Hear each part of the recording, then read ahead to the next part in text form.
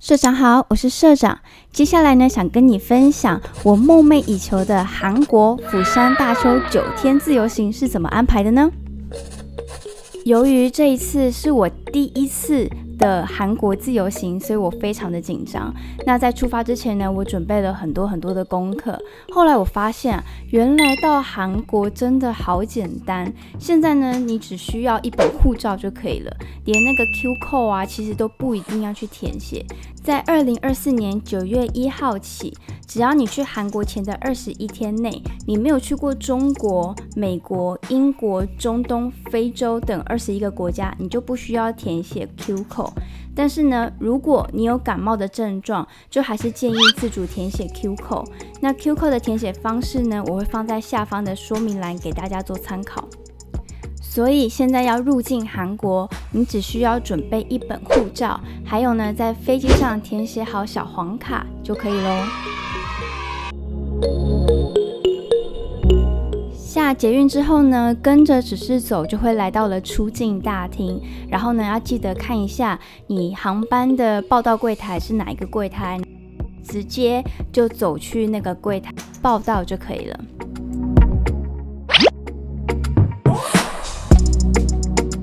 在量行李的时候，我真的是吓死，我不知道带了什么东西，好像一量我还没出国，我就已经18还是19公斤，那总共只能够用23公斤，所以我想说，我到底是带了什么？怎么会带这么多东西？所以建议下次要出国的人，记得要把那些瓶瓶罐罐啊分装，才不会这么的重。其实我平常都是提前2个小时到机场，但是其实出关的速度是很快的。那我这么早到的原因呢，就是因为里面有非常多好吃的东西，我就是期许自己可以每一次来机场都可以吃一项美食。像我今年9月去冲绳自由行的时候，我也是提前来到机场，然后我吃的就是林聪明，因为我之前去吃嘉义林聪明根本就排不到队，我想说我一定要来机场吃吃看。那我这一次的目标就是小王煮瓜，对，小王煮瓜也是听说非常的好吃，那平常呢也很少有机会可以吃到。那我们先来逛一下这边的美食街吧，看一下有没有你有兴趣的东西，下一次来机场呢也可以提前然后来吃它。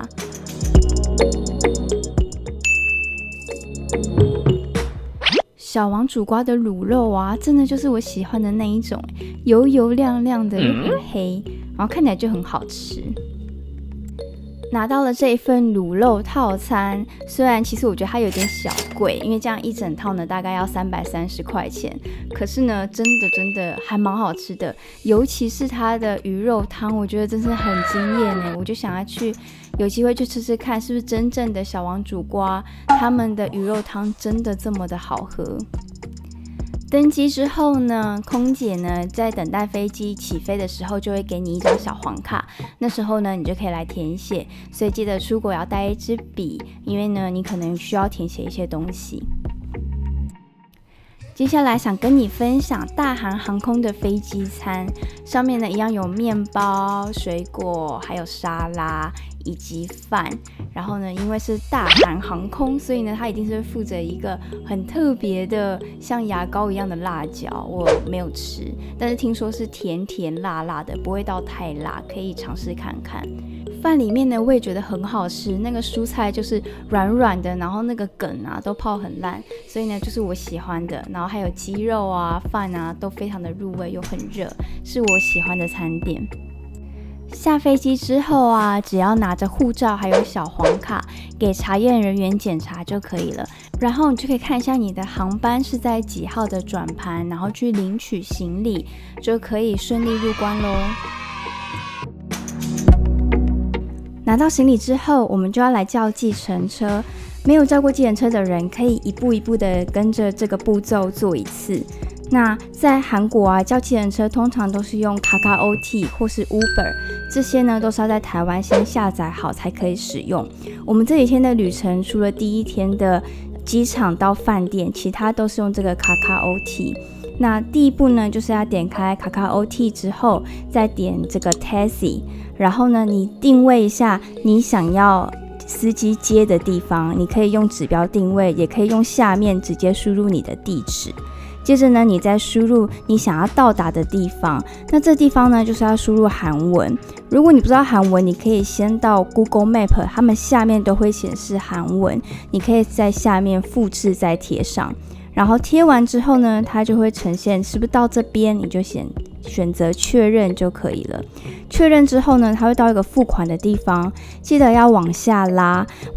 呢，到这个叫 Other 的地方呢，你把它点进去，它就是写说你会直接付钱给司机。那因为是不能用他们的信用卡，所以你只能用现场付款的方式。接着呢，你就按下面的确认，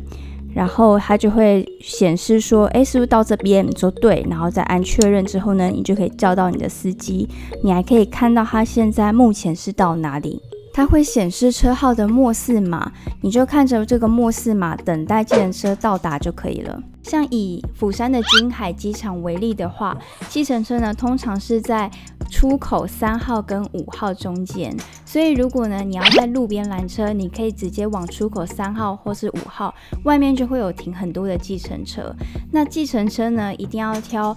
银色的，如果像黑色的计程车啊，通常是比较贵的。但是黑色的计程车司机除了会多国语言，通常他们还要有10年的未犯罪记录，所以也是相对安全的。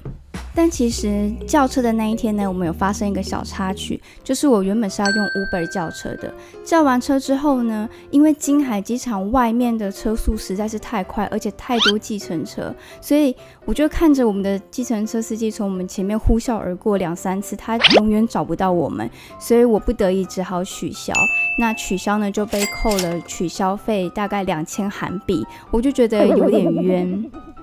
其实我们有查到，从釜山的金海机场到西面的韩币大概是23000韩币左右。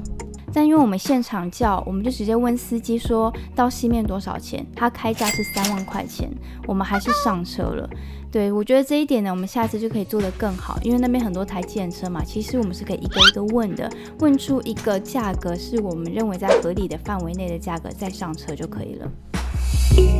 到了饭店之后呢，我们就立刻冲去吃一家韩式炸鸡，总觉得来韩国第一餐一定要吃一个韩式炸鸡当宵夜，所以我们就很兴奋的找附近的炸鸡店，然后去点餐。那里面呢，那个餐点呢，真的很多选择，几乎都看不懂。那可以建议用那个 APP 来帮助我们去试读。然后呢，我们就点了一份招牌炸鸡，我不知道它会这么的辣，可是我朋友觉得很好吃。那它还有附上酸萝卜，这个我也非常的喜欢。然后还有2颗的 cheese 肉球，里面是包 cheese 的。那这样子一份呢，只要29000块钱韩币，相当于台币680元左右，然后我们3个人根本就吃不完，我觉得还蛮划算的。它的 cheese 肉球我觉得很特别，至少我在台湾是从来没有吃过的。下一集呢，我要跟你分享我们在釜山的住宿住得好还是不好，然后呢，在釜山的第一天你应该要做的事情是什么，大家不要错过咯。喜欢我的影片，请按赞、订阅、分享并开启小铃铛哦。